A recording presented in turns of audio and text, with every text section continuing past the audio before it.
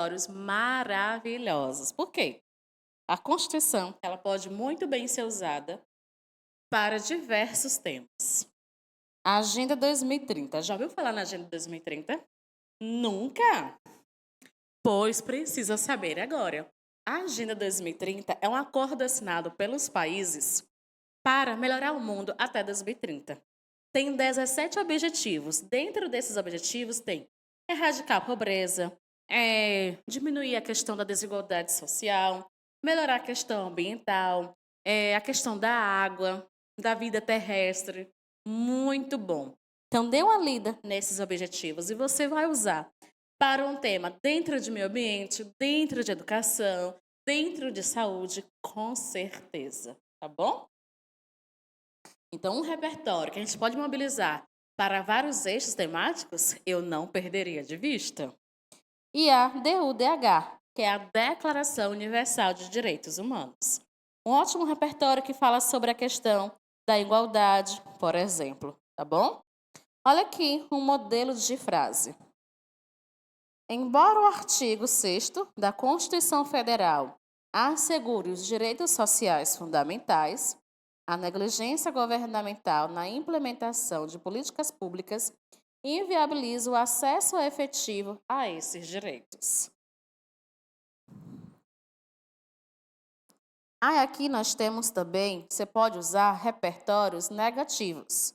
Por exemplo, nós temos a música Brasil de Cazuza. Nós temos o filme, não sei se você já assistiu, O Mecanismo. Nós temos aqui relatórios do IBGE sobre a pobreza. Olha aqui um exemplo. Assim como denunciado na música Brasil de Cazuza, a baixa representatividade política evidencia a exclusão social no cenário democrático brasileiro. Olha a outra aqui. Você pode usar repertório de ficção, óbvio.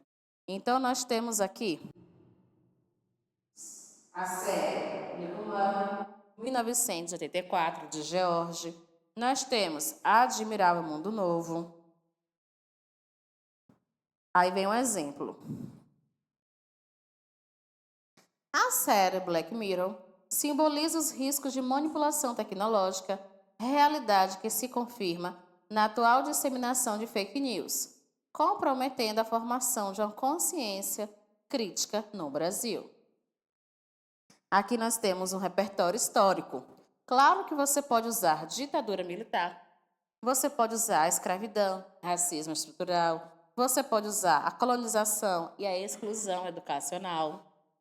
Olha aqui o modelo de frase para você usar na redação. Desde o período colonial, a educação no Brasil foi privilégio das elites.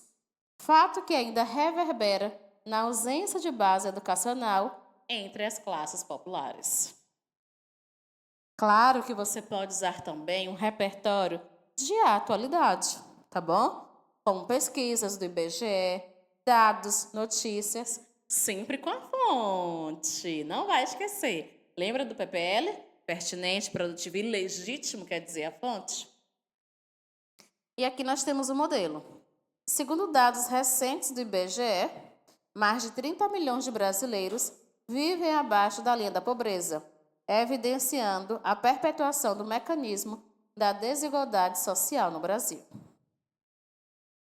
Aqui nós temos um repertório como causa do problema. Perceba aqui. Exemplos. Falta de fiscalização como causa da corrupção. A desinformação como causa da alienação política.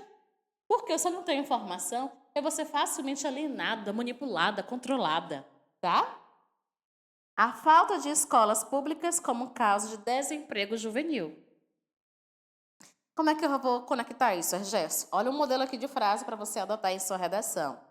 A ausência de uma educação crítica que ensine, desperte o senso crítico do aluno, como alertava Paulo Freire, contribui para o surgimento de uma sociedade facilmente manipulável, reforçando a tese da ignorância social. Então, você pode usar ignorância social com Paulo Freire. Entendeu o casal? Que eu falei que você tem que levar junto? Aí nós temos aqui o repertório como consequência do problema, tá? E aqui nós temos alguns autores fantásticos de que você pode usar. Este material já está disponível e é muito importante que você já o adquira agora, tá bom? Olha aqui, cidadania mutilada e segregação socioespacial. Já ouviu esse repertório? Milton Santos, geógrafo e intelectual brasileiro.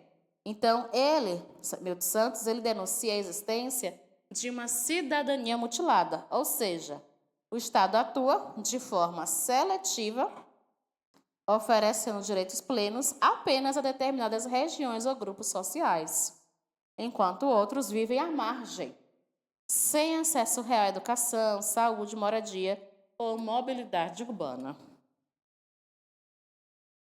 E que outra tese com esse repertório? Negligência do governo. Porque quando o poder público omite ou atua de modo desigual, perpetuando exclusões históricas, tá bom? Raninha, outro repertório maravilhoso para você. Já ouviu falar em Hannah Arendt, filósofa e teórica? Muito bem. Então, Arendt, ela desenvolveu o conceito de banalidade do mal, ao analisar como pessoas comuns, ao abrir mão do pensamento crítico, tornam-se cúmplices dos sistemas opressores. Então, ela alerta para o perigo de uma sociedade alienada, que age por inércia, sem reflexão moral, uma sociedade centrada no eu e insensível ao outro. E com outra tese combina narcisismo, individualismo, que é a mesma coisa. Então, quando uma sociedade se fecha em si mesma e abandona a responsabilidade coletiva, enfraquecendo o senso de justiça social. Olha aqui, Pierre Bourdieu, tá bom? Bourdieu, propôs a teoria do habitus. E que teoria do habitus é essa? Mostrando como as pessoas interiorizam desigualdades desde cedo, por meio de instituições como a família e a escola. Então, isso cria a falsa ideia de que posições sociais desiguais são naturais ou merecidas, reforçando o sistema que mantém os privilégios de poucos e limita o avanço de muitos. Então, nós temos aqui que você pode usar também com desigualdade social. Maria Montessori. Você já ouviu falar nesta médica e educadora italiana? Olha aqui. Maria Montessori, ela criticava métodos de ensino que inibem a autonomia, a criatividade e a liberdade de pensamento das crianças. Então, ela valoriza a autonomia da criança. Então, para ela, a educação deve formar indivíduos ativos, críticos e socialmente conscientes, não apenas obedientes ou mecanicamente treinados para provas, tá? Então, que tese eu posso usar com isso? A ausência de base educacional. E quando a escola não cumpre seu papel formador integral, dificultando o desenvolvimento crítico e social das crianças.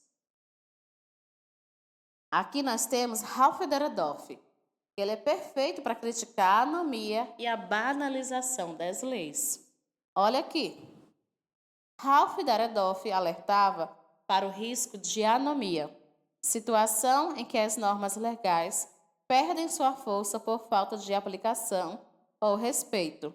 Quando as leis existem, mas não são cumpridas, instala-se um cenário de desordem normativa e impunidade, minando a confiança na justiça e no poder público. Então, perceba aqui, ótimos repertórios para você. E o último repertório aqui vai ser este aqui. Por favor.